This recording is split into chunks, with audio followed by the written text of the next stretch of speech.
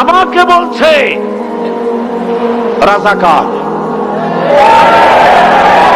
শুনে রাখো, চট্টগ্রামের লক্ষ লক্ষ জনতা, পার্লামেন্টে যখন আমাকে এই কথা বলা হয়েছিল, আমার পার্লামেন্টের কলিগ জাফরুল্লাহ চৌধুরী সাহেব বসে আছেন এখানে,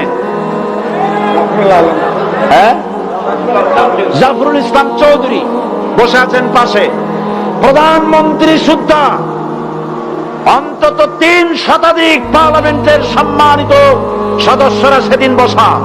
1997 সনের বাজেট বক্তৃতা যখন আমি করতেছিলাম, ডক্টর কুদরতে খোদা, নাম রাখছে কুদরতে খোদা, আসলে গজবে খোদা। এ লোকটি নাস্তিক, ইসলামের চূড়ান্ত দুশমন।